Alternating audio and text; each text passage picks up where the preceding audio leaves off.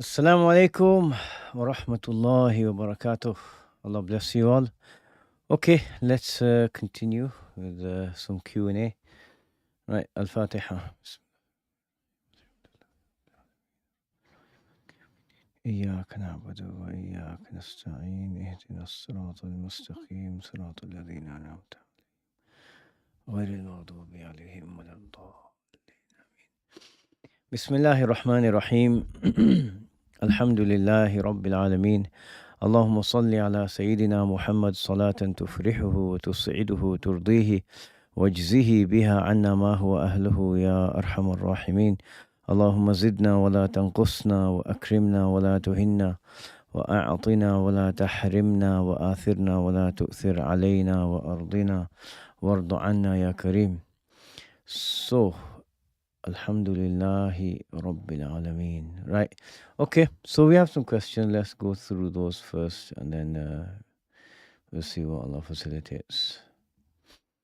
Okay. How to advise someone who shows disdain towards the limits of the Sharia? Okay, Bismillah. This is quite an important question. And it definitely requires some knowledge and it requires some tact. Someone who's showing disdain towards the limits of the Sharia is in a dangerous situation. Disdain or disregard doesn't, we're not talking about laziness, but someone dismissing the Sharia or someone criticizing it or looking down at it. Ultimately, what it comes down to is not being in agreement on being critical of God, because the rulings of the Sharia, have been revealed by Allah subhanahu wa ta'ala. Now, it's perfectly plausible that, a human being or a person does not understand the ruling. Or if they understand the ruling, that for them not to understand the context in which that ruling was revealed or it's intended. Or if it's, it can also be the case that they don't understand the wisdom why Allah subhanahu wa ta'ala has legislated it like this. So someone, for example, they look at inheritance and say, okay, well, the son gets twice the share of the daughter. Why is that? That's unfair. But then you look in the broader context, the son is expected to provide for his wife. He's expected to, like if his sister is financially struggling, he's expected to help her out. The daughter, if she's married, then, the husband provides for her. Otherwise, the father is has to provide for her if she's unable to provide for herself. These sorts of things. So there's provision within the rulings for other scenarios as well. So there's wisdom in this, and so Allah Subhanahu wa Taala revealed the Quran, revealed the Sharia with wisdom. So someone who's showing disdain or disregard, of the Sharia, disdain towards it, or criticism. The simple advice is to say, look, you may not understand it, you may be uncomfortable with some elements of it, but it's been revealed by God, and so show at least don't be critical. Like for example, if someone, there's two ways of asking why, right? Like we've talked in the past about someone struggling with something in life and say, why is this happening to me, right? Or say, the second type of why is, what's the wisdom behind this happening to me? There's one is a questioning and objection, and the other is, a way of seeking understanding. The latter is fine, and you can ask questions about the Sharia. But if there's criticism or something like this, it's very dangerous ground. It can lead someone into a very dangerous situation. So we ask Allah's protection. How do you advise someone? Don't go there showing force, because it's going to put them on the defensive, and you don't want them to put themselves against God, on the opposite side of Allah subhanahu wa ta'ala and Islam. You don't want that. Rather, what you want is for them to be in a situation where they can understand what Allah subhanahu wa ta'ala has told us, or if it's beyond their understanding, or if they've understood it but they're struggling with it, for them to say, Allah knows better, Allah knows more than I do, I will be quiet, right? So a very very common version of this is say a lady, someone who's grown up in the West, and the ruling of the permissibility of having more than one wife for a man. And yes, there are other conditions in place, like if his first marriage, if he's mistreating that first wife, it's haram for him to go marry a second wife. There are rulings. Most people don't understand that. They just think, oh, it's the man's right. And then, they'll jump into it. So for a lady who's not grown up in a society where multiple marriages are the norm, she's going to feel uncomfortable. This is on top of the fitrah, the normal way people are. And so if she feels uncomfortable with it, she can feel uncomfortable with, say, her husband wanting to marry another wife, or the concept. But she can't be critical of the Sharia, right? Because the one who gave us the Sharia knows more than us. So advise them in a way that makes them less, if they're aggressive, don't rile up their aggression, don't stir their aggression, but advise them in a way that gets them to see, okay, I might not understand some element of it, but there is wisdom behind it. That's the way to do it, and Allah knows best. Okay, let's see what else we have. Another question. Is cursing a Sayyid more sinful than cursing a non-Sayyid? So a Sayyid in this context is referring to a descendant of the Prophet sallallahu alaihi wasallam. And it depends on what the person insulting the Sayyid is intending. If part of his insult is to insult the person because he's a descendant of the Prophet sallallahu alaihi wasallam, or a descendant of the Sahaba, namely like Sayyidina Ali, for example, or if it's because of his if he's a Sayyid who's righteous and acting upon his deen, and he's applying the deen, he gets respect for being a Sayyid on top of that. If he's insulting him for one of these reasons, or if the insult that he's saying would somehow involve the Messenger of Allah sallallahu alaihi wasallam directly, or the Sahaba, then yes, that's going to be a heinous sin. That's going to be something heinous, because at that point, dangerous as well. At that point, it's gone beyond the individual, right? It's gone to people that have a sanctity, right? And like for example, the Messenger of Allah, his sanctity is because he is a tremendous, and he's the greatest of Allah's creation, and he's Allah's representative. So an insult directed at him is something really serious, and it can take someone out of Islam. Sayyidina Ali bin Abi Talib, he's a companion of the Messenger of Allah, and the Sahaba were the awliya of Allah, right? Man aada li waliyan faqad adhantuhu bil harb. Allah subhanahu wa ta'ala says in the Hadith Qudsi that whoever shows enmity to an ally of mine, I've declared war on him. And the wording of the hadith indicates it's because of the wilayah, because of the closeness, and this sainthood that Allah grants a particular person, that someone shows enmity to them because of that, then Allah declares war on them. So if that's the case, if it's any of these situations, then yes, it's likely that the sin is going to be much worse. But then we have a situation where someone could insult a Sayyid, a Sayyid, could, just do something, wrong, cut in front of him when he's driving or something. And if he says something not directed at anything religious or anything to do with his blessed ancestors, but just him, are you blind or something like that, or an insult like that, then if it's just about him, it's just going to be the normal level of a sin, which is something you want to avoid anyway. But it won't have the additional factor of insulting those who are special in the sight of Allah subhanahu wa ta'ala. Allah. Okay, right. What else have you got? Is smoking nicotine-free and tobacco-free shisha haram? So in terms of the actual ruling, saying haram requires a particular type of proof. That's why in the Hanafi school, sometimes the term makruh, which the general intention is makruh tahrimi, is used. It still means it's sinful, right?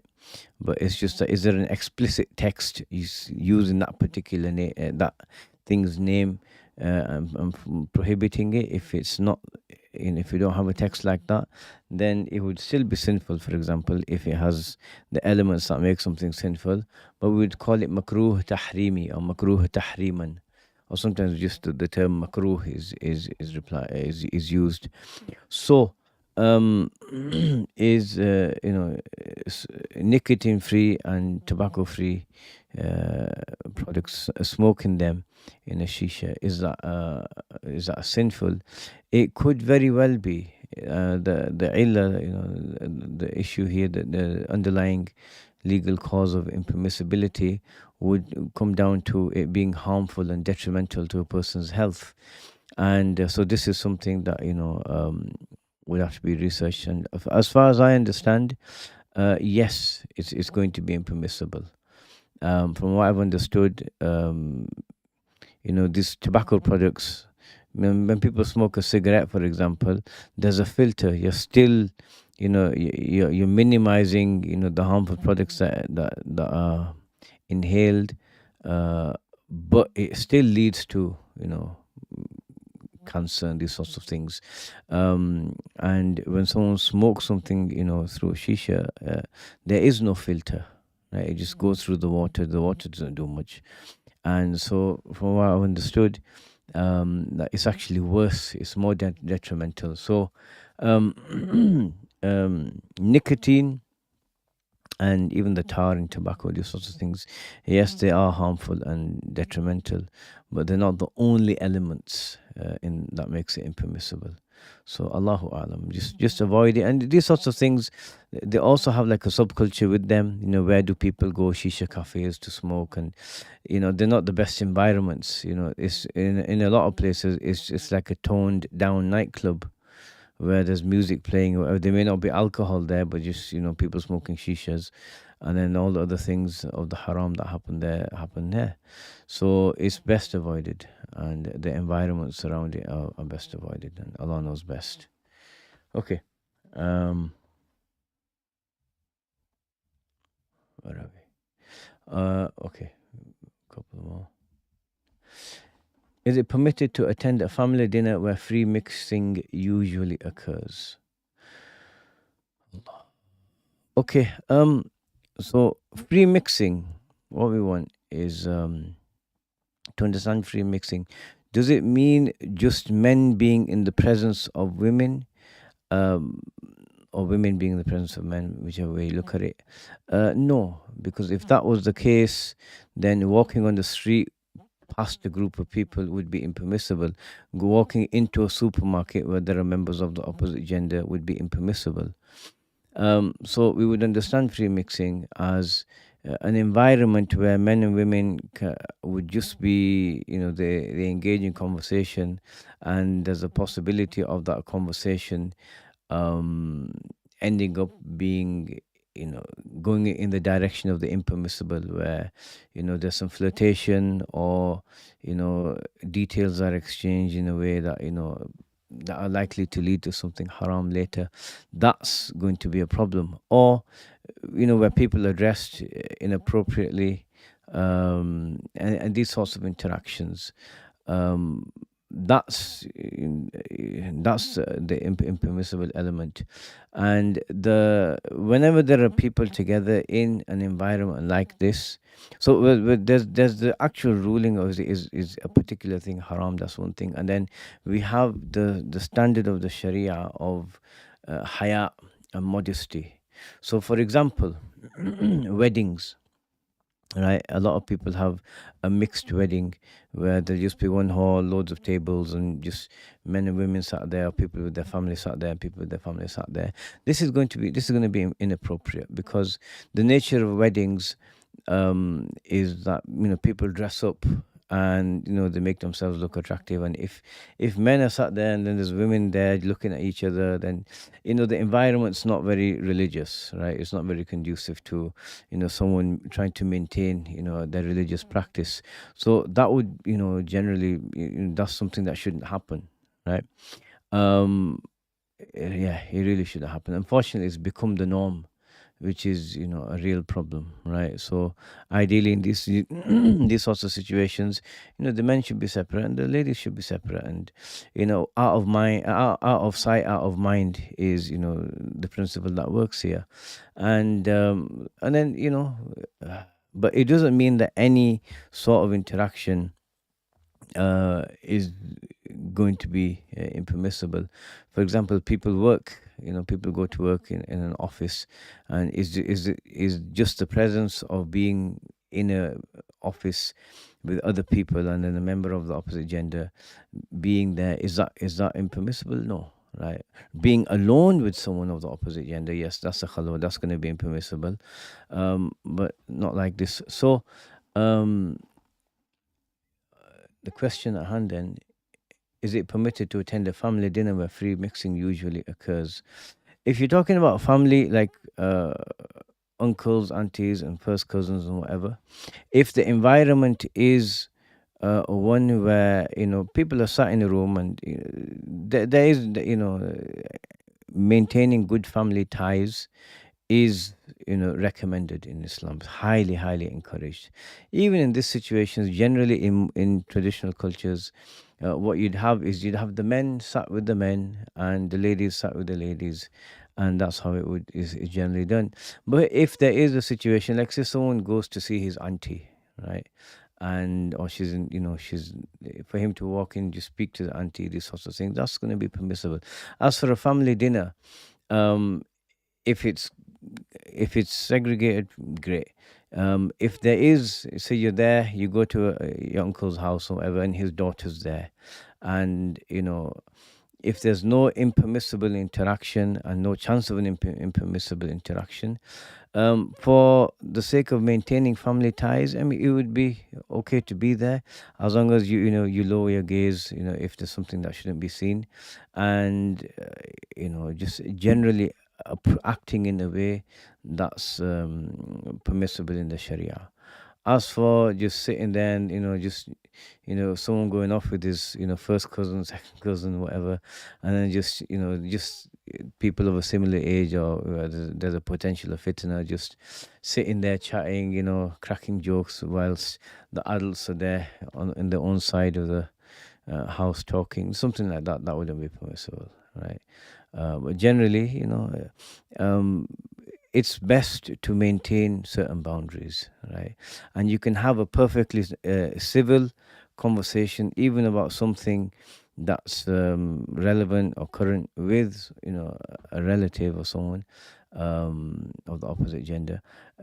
If it's an environment where there's no chance of anything impermissible happening, then it would be permissible. I mean, the same thing like when you're going to consider someone for marriage, you can't be alone in a room with her, right? Alone in the sense that no one can walk in. That would be a khalwa. So generally, there's like a chaperone, like a third person sat there, even just within earshot or just without us. But you can see that all the interactions are normal interactions. So something like that's fine, right? So it's best to be careful in these situations. Allah knows best. Okay. What is the ruling on fulfilling a promise? Okay. A promise, if you made a promise and at the moment you make it, you're intending to fulfill it, fine, good. And it's highly recommended and encouraged to fulfill that promise. If you're unable to fulfill it later, and just explain to the person, I can't for whatever reason, and this is permissible. People's situations change, we don't know the future and these sorts of things. So you might think, yeah, I'll be able to do that, something comes up and then you can't. So in that situation, you just excuse yourself. It's impermissible if when you're making the promise, you have it in mind, yeah, I'm not going to do this, right? I'm gonna I'll just lie and get out of it. Something like that. That would be that, because that's technically a lie then, and that's impermissible. But if you make a promise and to fulfill it is highly recommended. You'll be rewarded for it. Uh, Allah knows best. Must a common person know why they believe?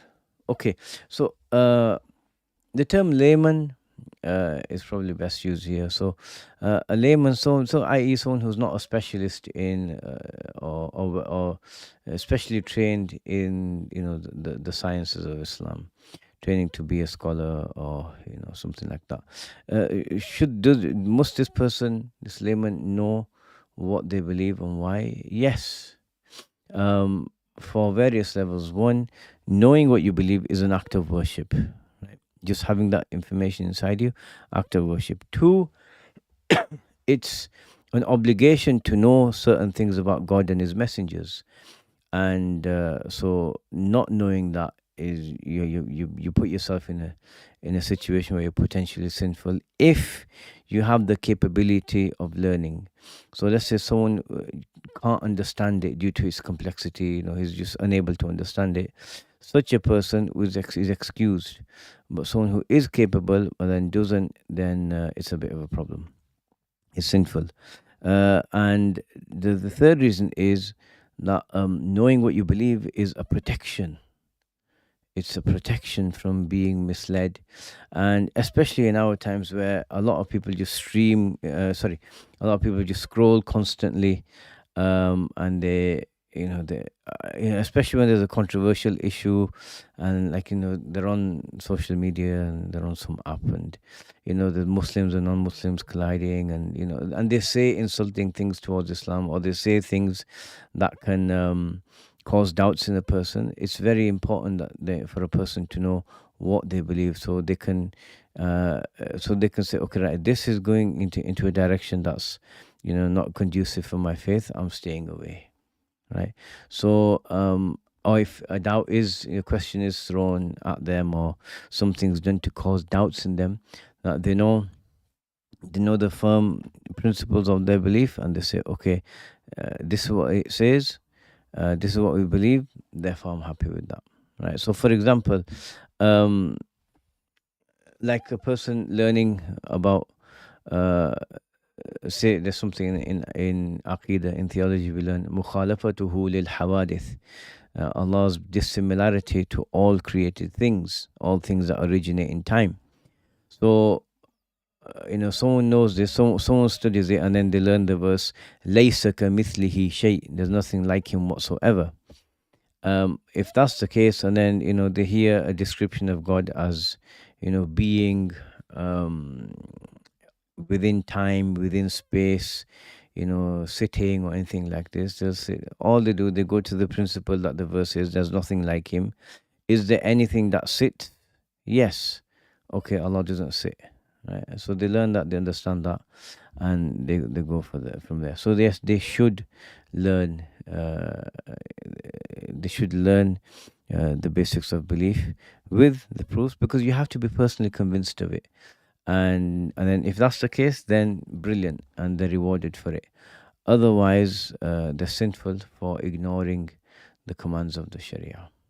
Yeah, if the person has the capability, and Allah knows best.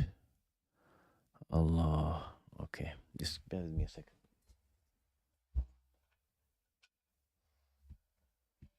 Okay, it gets quite hot. All right, we have one more question. I'll come to your questions. Walaikum assalam wa rahmatullahi wa barakatuh to everyone. Are there differences between enjoining right, forbidding wrong, and giving advice? Yes, there are differences between enjoining right, forbidding wrong, and giving advice. Sometimes the person may be doing something wrong, so you say, look, this is wrong, it's bad for you in this life and the next, and it's bad for everyone else, because if they they can get affected by the sin or the consequences of the sin. This is why there are laws in place, laws regarding, say, indecency in public, and rightly so, because when things become the norm, morality descends a level, right? And then so like all of these, it's like an accepted norm in non-Muslim circles, right? For there to be like pornographic, images or videos wherever people can go, and the fact that these things haven't been banned is baffling, because the harm it causes people, and it's no decent person, Muslim or non-Muslim, would accept, would be um, accepting of this to be shown on the public sphere, right, on TV, anything like this. And so these things should be banned, but the fact that there's silence over it, and there's websites and whatever that promote this sort of stuff, the fact that it's there, it means that morality in society generally has dropped. And then and then if something else was to come out that's worse than that, then it drops further and then drops further. So everyone is affected, right? Everyone is affected. If you look at the dress standards, say for example, in a movie, and then say that, what was it, the Wizard of Oz or something, old movies, the dress standards are very different to what's normal and acceptable now. So these sorts of things, forbidding the wrong has a benefit for everyone. The person who's doing the wrong, they might get annoyed or upset, or who are you to tell me?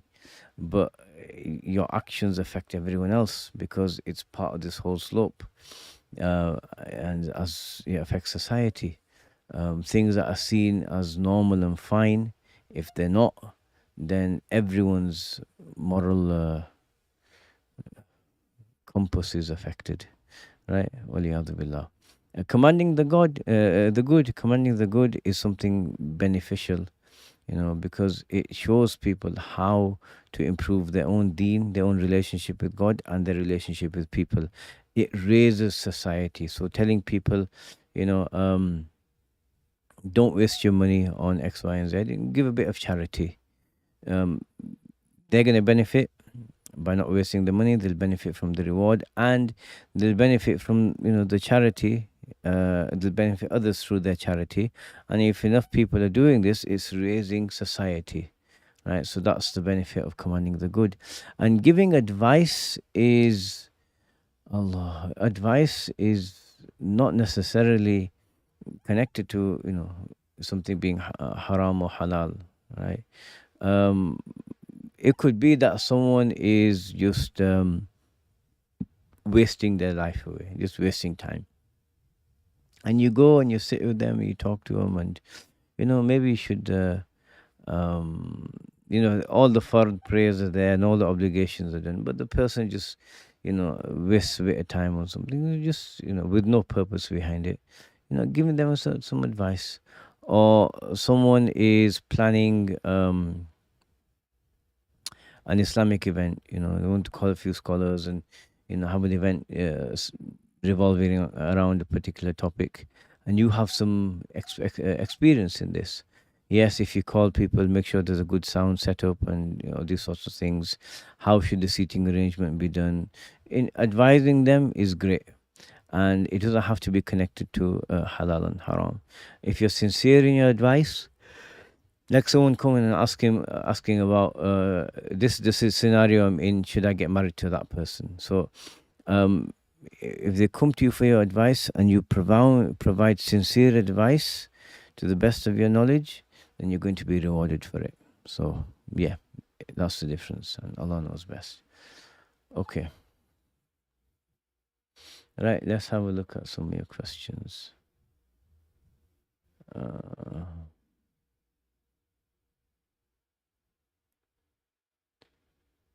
uh,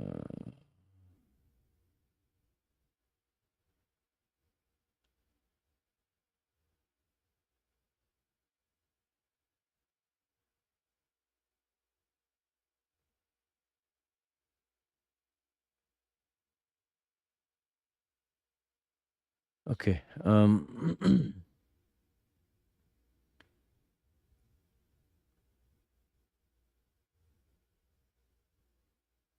Okay. I think these are the questions from today. I'm not sure. Uh, OBS has it still has the questions from last week. I mean, I'll go through them and see what we have. Okay. Walaikum salam. Is a bride walking in at a wedding permissible without music? Um, if it's if it's around family and a group of females, yes, that's permissible. Um, unfortunately, unfortunately, with a lot of people, the rules of dress and the rules of modesty and whatever seem to be put on hold during weddings. Unfortunately, there are societal standards, all the uh, the fashion industry or the magazines or whatever, your wedding day needs to be like this and your wedding day needs to be like that, and you have to have this and that, and your life's incomplete without it, and you're going to be incomplete, and it's your special day, and all this messaging used to make you think, well, I need to have this there, I need to have that there. Rather, what you need is you need to have find a good spouse and have a wedding which makes living with that person and being like a spouse with that person halal. And you want tawfiq and barakah from Allah subhanahu wa ta'ala. Many people waste so much money on weddings, and Allah has dislikes people who are wastrels, who waste innal mubadhirina kanu ikhwanan lishayatin. The wastrels are the brethren of the devils, right? Ingratitude for a blessing, and so ingratitude for, say, the blessing of money, so you just go spend it so people can show off. So the original point is that modesty is the best way. And so if it's a modest dress and a modest environment, and you're walking in around a group of ladies or whatever, or close family members, that's fine, and you can have your pictures taken like that, no problem. But if it's for like all the 500 attendees, to watch you walk down the stairs, and whilst you're fretting about a Wi-Fi trip, it's probably best not done, right? it, Okay, granted, it is an important day and a day people like to remember. Have private moments, and get some pictures taken. Have some private moments with yourself and your family and your spouse, and don't display it all in public. And Allah knows best. Okay. Is the Sufi dhikr with instruments permissible in the Hanafi madhab? Okay. Okay, Sufi dhikr with instruments, depending on the instrument, like a duff or a frame drum or something like that. That's permissible, right? As for other instruments, there is a difference on this. Shaykh Abdul-Ghani al-Nabulsi, the great Damascus Hanafi faqih and saint, radiallahu anhu arda, he says it's permissible, but but he has the proviso of it being for a particular group of people, someone for whom, because usually instruments and music, and what does it do? It stirs a person, and then usually it's easier to go down, into the batil, right, into something wrong. That's why, like when people go to dance and whatever, they have music, so they can dance to the music. But then there's a whole environment of other impermissible interactions, there. And so the whole situation is problematic when, especially if the music and the words are inciting a person to commit a sin, right? As for something that's talking about God or His Messenger, sallallahu alaihi wasallam, so if it affects a person in a particular way, if it moves his ruh, right? If it moves his soul and it affects him, and not everyone is at this stage, right? Unless Shaykh Abdul Ghani says, for someone who's rooted and grounded in this level of development of the soul, and if what's being played is moving him to God and not away from God, you know, metaphorically, of course, then he said it would be permissible for such a person. But for most people, if you got the whole band there, and someone's there with the on the cello, and someone's there with his trumpet, and someone's there with the drum kit, and then they're singing about you know um, one thing or the other, even if it's spiritual words, it can be a problem, right? So yeah, Allah knows best. Okay.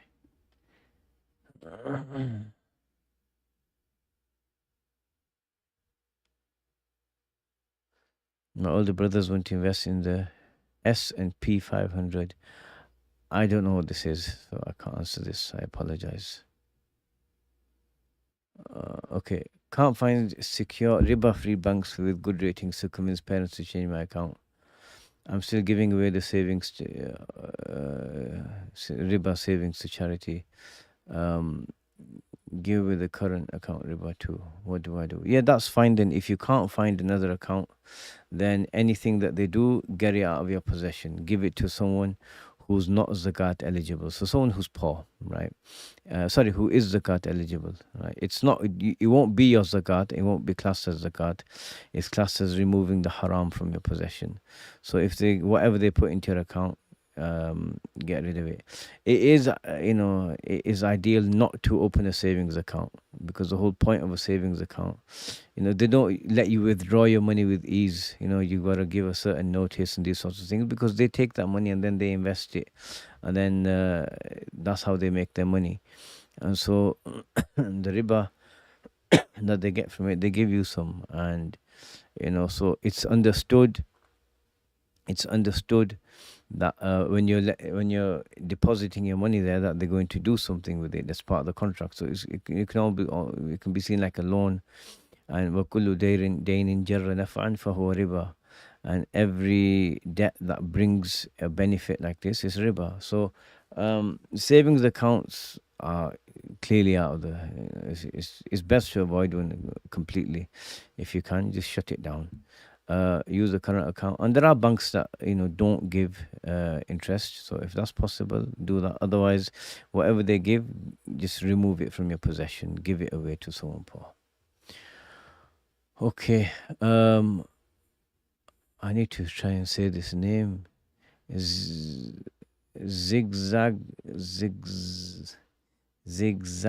Zalakaba. Okay. How do we respond to those who tell us we are wasting our time and we don't need a madhab? That is very prevalent in my community. Wasting your time with a madhab, and you don't need a madhab. I'll tell you straight, they have a madhab as well, right? Everyone who says this, no, you just follow the Quran and Sunnah. The Quran and Sunnah, there's a degree of complexity, right? And most people who don't understand Arabic have no appreciation of this. They think it's just, oh wow, well, I can just read my translation of Sahih al-Bukhari by Muhammad Muhsin Khan, or I can read the Sahih International translation of the Quran or whatever and derive my rulings, right? No, you can't. And someone who studied any of the rulings in this regard understands that. That's one thing. Secondly, there are rulings of the Sharia. The science that has the least amount of difference of opinion is inheritance. There are some in there, and there are situations where the difference of opinion goes back to the Sahaba, right?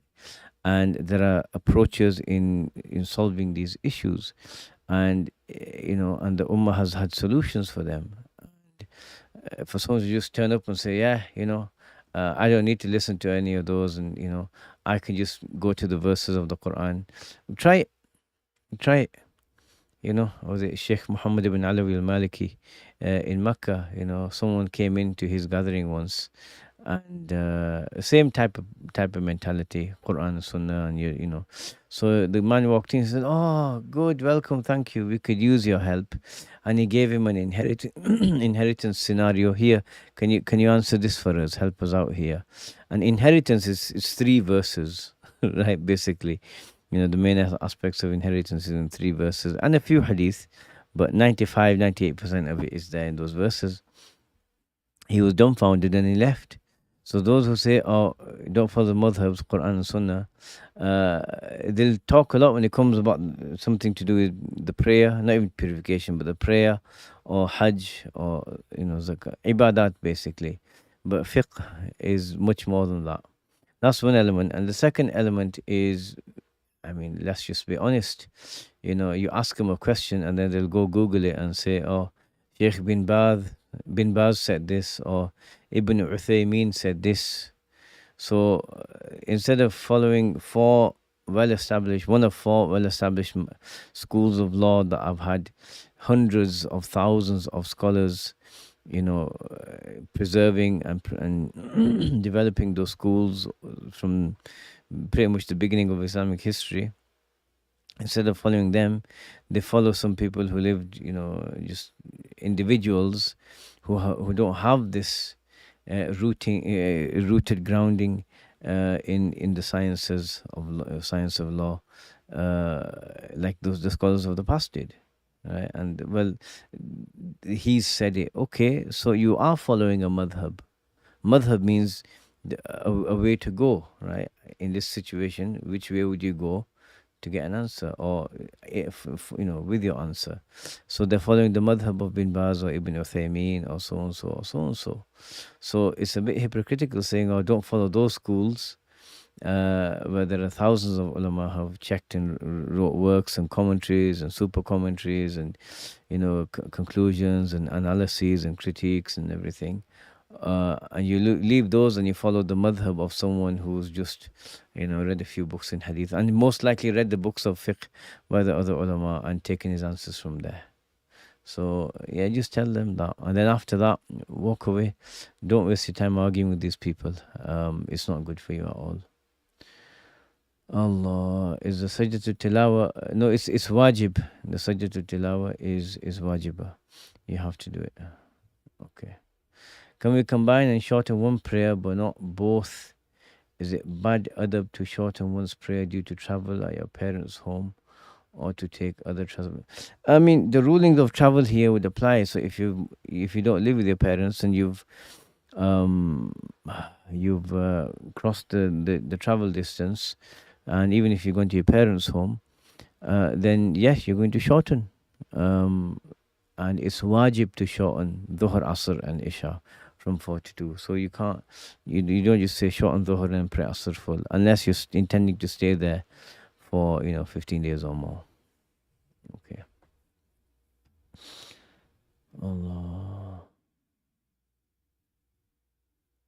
Allah bless you in Sierra Leone. Okay. I advise meals that can have non-halal ingredients such as soy sauce, generic meat in stock cubes. Okay, fair enough. I try to cook for myself. How to navigate this tension with my parents? Do I assume their meats are halal? I mean, it depends on where you are. If you're in a Muslim country, then generally yes. If you're in a non-Muslim country, where do they get their meat from? And like here in England, just encourage the family to get something that's HMC certified. Generally, meats, Alhamdulillah. Like where I live, there's an abattoir maybe about 3 miles away, right? And Yorkshire Halal Meat Supplies or something like that. And that abattoir supplies meat. It's all HMC verified to the surrounding towns and cities: Bradford, Huddersfield, Leeds. There's people. Wakefield is actually in Wakefield. So pretty much everyone gets their halal meat from the source. So when you have some information about it, you can actually do more about it. But if it's just so they're walking into Tesco, they see the halal sign on the meat, maybe if it's approved by a reasonable body, then yes, that should be fine, inshallah. Okay. So yeah. Yes, I am answering the questions live. Okay. You don't want to upset your parents by constantly asking. Just find out once and then chill, basically.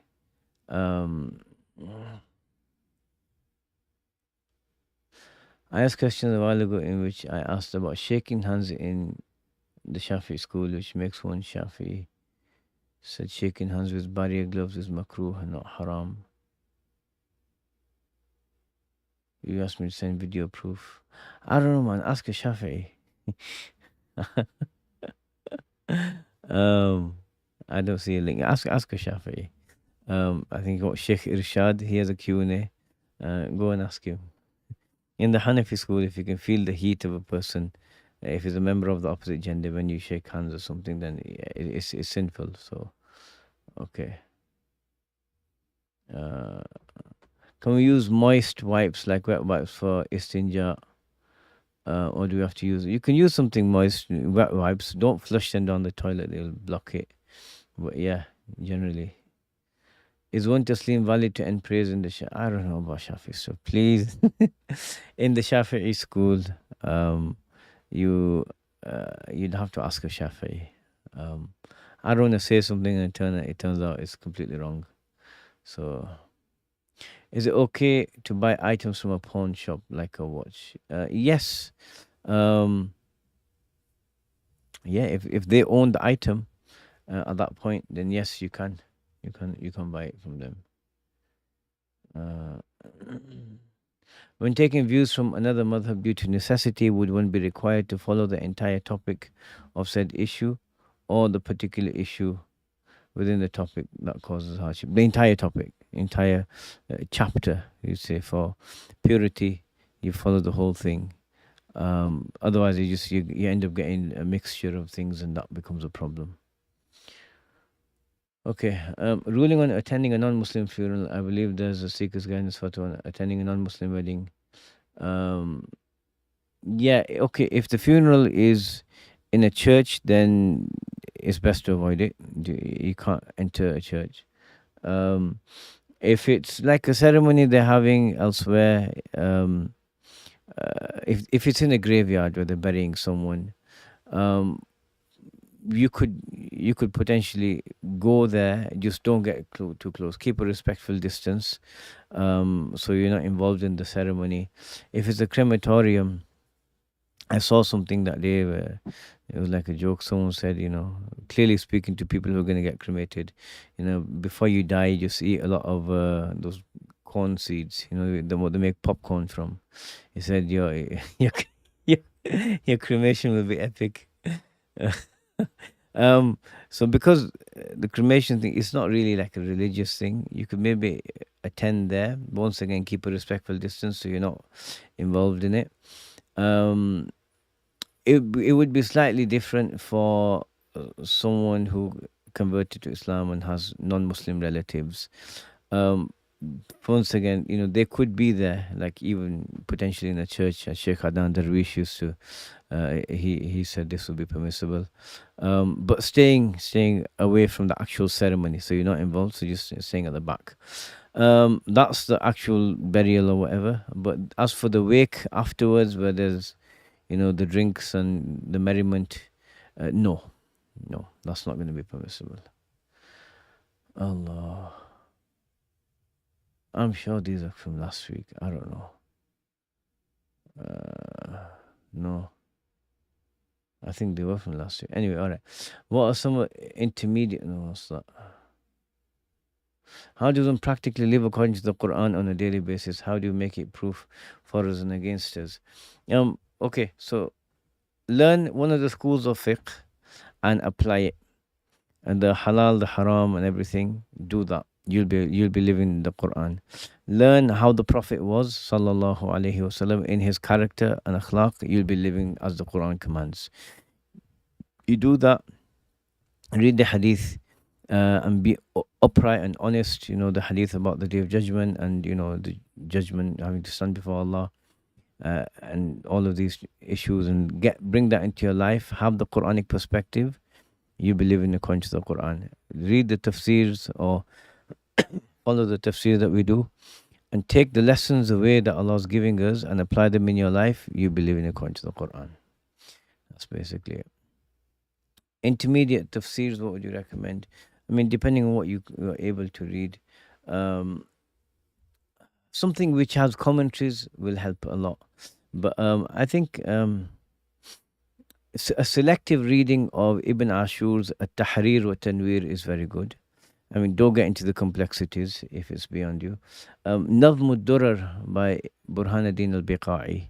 Although he's long-winded in a few sections, the general tafsir is fairly accessible. It doesn't get too technical in most places. So those two are a good place. And At-Tafsir al-Wasit by Sayyid Tantawi, excellent intermediate tafsir, excellent. Okay. Um,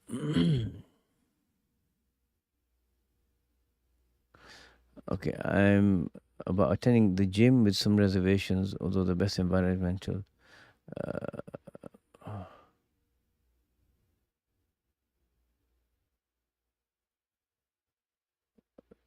don't worry about funding the bad areas. Just uh, if you go to a gym, find a quiet time where there's no non-mahrams going to be there. Go in the middle of the night if you have to. And fair enough, right? But don't worry, you're paying for a service. What they do with the funds is not on you. Okay. If someone spent their life praying by only moving lips, can you tell them they don't have to repeat this, but don't do it from now on and taking the rukhsa? If there was no sound whatsoever, like no, they have to make it up. Uh, from what I can see in the Hanafi school, they would have to make it up. So there's no rukhsa here. Can you teach me a salawat which includes all the prophets? Or how can we add all the prophets? Allah. So any wording of the Prophet, Allah, or any wording of salah on the Prophet sallallahu alaihi wasallam. Allahumma salli ala Sayyidina Muhammad, and then you just say wa ala jami'il anbiya'i wal mursaleen. So Allahumma salli wa sallim ala Sayyidina Muhammad wa ala jami'il anbiya'i wal mursaleen. And that's it. That was it. Allah, is my salah valid if I wear an abaya with wide sleeves? When I go into sujood, my sleeves slide up and my wrists are exposed briefly for the entire sujood. Depending on how much of the wrist, where we look at a quarter. So from your wrist until your elbow is a quarter of the area exposed. If it's exposed for the length of a rukn, the time it takes to say Subhanallah, Subhanallah, Subhanallah. If it's exposed a quarter, if it's exposed of your forearm for that duration, then it will be invalid. But if it's just like, so here, like if, this much is showing, it's not quite a quarter, then that's valid. So a small amount is excused even if it's for longer than a rukn, but a large amount if it's for the length duration of a rukn, subhanallah, subhanallah, subhanallah, that time, then it's not excused. It would invalidate the prayer. Okay. What's the minimum length of the beard? I know it has to cover the jawbone. Would stubble be enough? There's a lot of difference on this, even amongst the madhahib. I will tell you something that I feel is best for you, which is grow your beard to the length that the Prophet sallallahu alaihi wasallam had his beard. It doesn't diminish a person; it increases a person if you do it with the intention of following the Prophet sallallahu alaihi wasallam. And I guarantee you'll get a lot of benefit of it from it in your life. Sometimes people, I mean, I don't know. There are many reasons why people, you know, don't grow their beards longer. Some may feel safety concerns, and I'm not here, to judge them. But what I'm saying is, grow it to a fist length. There is a difference of opinion. Some of the ulama have said no, it has to be a fist length. It's wajib. Others say no. In the Hanafi school, it's a fist length is a sunnah, and just merely having some facial hair is wajib. But leave the legalities aside and follow the example Allah gave us. That's where you're going to benefit. Okay. All right. How can a 24-year-old man prepare himself for marriage, being the head of a household? And okay, I live in London. Moving out on my own is very expensive. Okay. It depends. Okay. Firstly, being able to provide for yourself and for your dependents. A lot of people, when they get married, they're just really tight with their wives and their children, and this is wrong. So get used to spending on people, right? Not blowing your money, but get used to being in a situation where someone needs something, or even just to say, for example, if you're to take your wife and kids out for an evening out, just to have some good quality time with them, get used to it, and just don't be there, penny pinching. So that's not what you want. So get used to that. Secondly, look at your own situation in your household. Are you respected in your own household? Some people can be 25 in their household and they're still treated like a baby. Their opinions are dismissed and they're just told, be quiet and do this, and whatever the father says, even at that age, they don't have a choice. If you're someone like this, and if someone's got like traits of being like a mummy's boy, or if you're expecting tension and conflict between your spouse and your parents or your family members, siblings who may live there, then move out. If London's too expensive, move further afield where it is cheaper. And then visit your family. Ideally, okay, it might not be the best solution, but if it's a solution that helps you maintain a healthy relationship, a healthy marriage, and a healthy home for your kids, it's a solution, right? And it's a good solution. Allah knows best. Is it permissible to play checkers? Yes. Yeah, it's perfectly fine. There's no impermissibility there. There's no gambling involved or anything like that. It's fine. Okay. I asked admin about. I have no idea about admin, man.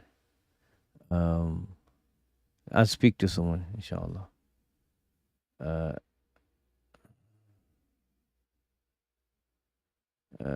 is it? So yeah, just I'll speak to someone after this, and I'll see if they can put them up again. I don't know if I've got the original recordings. Is it permissible for two friends, along with their spouses, to go eating out together, sit at one table across while partaking of the meal? I would avoid this. I would, it's. I mean, men should be with the men and women should be with the women. If you're there, sat there with you and your wife and your friend and his wife, and how do the grass is always greener on the other side, isn't it? Right? The way people's perception of life is, and this is how if imagine one person's unhappy in their marriage, and then they go and they have this dinner, and the opposites, the spouse of the opposite gender is cracking jokes or smiling in this particular way, and it's human nature. People will tend to feel attraction towards attractive people or attractive qualities in people, especially if they're sad or they have issues in their own marriage. And it's just setting it up for a problem. So no, if you want to have the odd interaction, like you walk in and the person's spouse is there, and generally, and hello, how are you, whatever, and fine, and okay, that's okay. But anything really beyond that, no. Like for example, like I go to like one of my friends. Every time I've been to his house, right, for the many years, I think there was one situation where his wife was present, and that was because we were discussing something, whatever. And besides that, like I don't want to, I don't want to be sitting there with and so his wife, and that's our circle of friends. That's what they do, like the wives are off, with the ladies, and the men are with the men. So don't do that.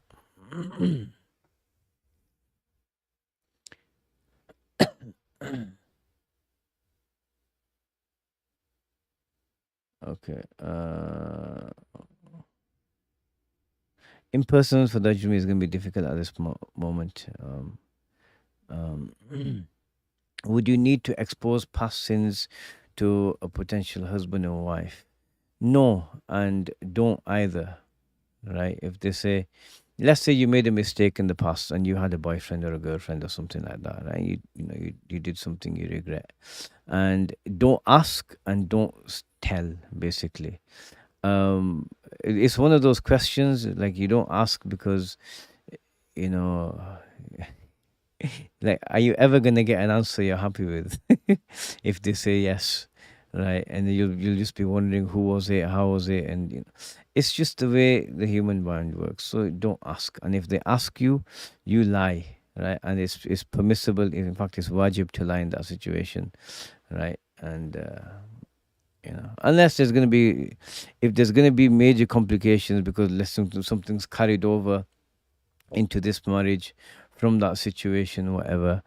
um I mean, a scenario, let's say someone got an STD and it affects their fertility now, and then in that situation, if it's going to bother the other person, if you know about it as well, then you tell them, look, I have a fertility issue, for example, something like that. But don't just say, yeah, well, I had, no, and then you get into it and then they find out, or they catch an STD of you or something, and then something like that. And in that situation, excuse yourself from the marriage, or from the discussion, find someone else. Or if you know that the other person is likely to find out about your past, and if they find out, it's not going to be happy. It's maybe someone that they know, right?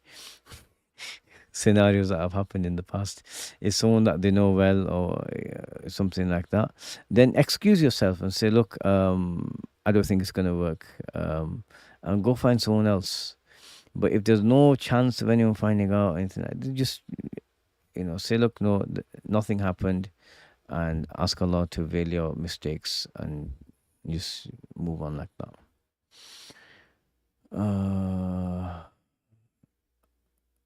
I'll carry on for a bit longer. I'll get through this week's questions, don't worry.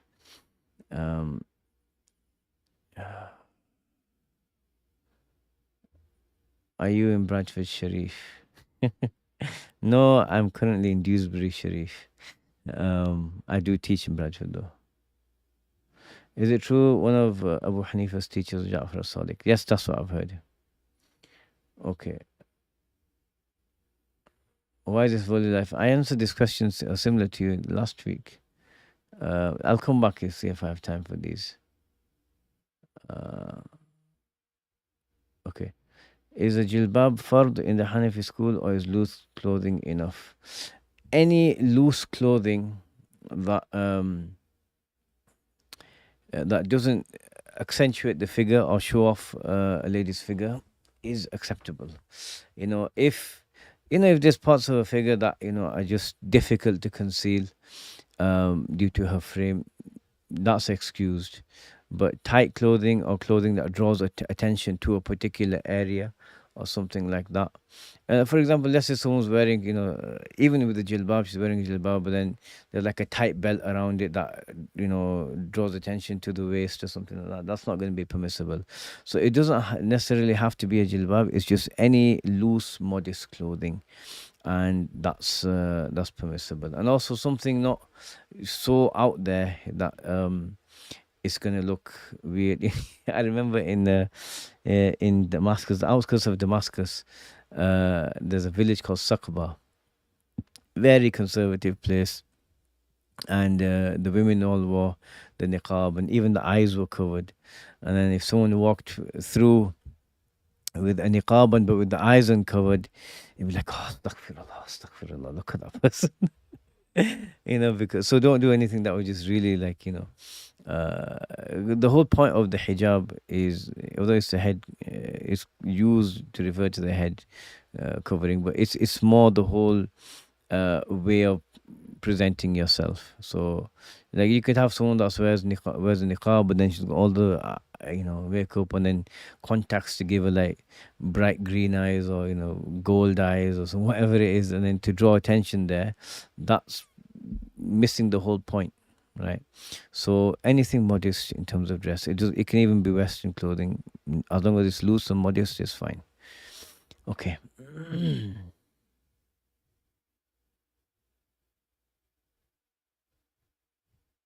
If someone understands Arabic well enough, would you recommend following Sheikh Ali Hani's series on Nahwu lectures, or stick to the English? If you know Arabic well enough, give Sheikh Ali's lessons a try. I will say Sheikh Ali, mashallah, is a gem, right? And he really knows his field well, very well. if you can stick to it, because he's got a long curriculum, and Sheikh Ali's way of doing things is very thorough.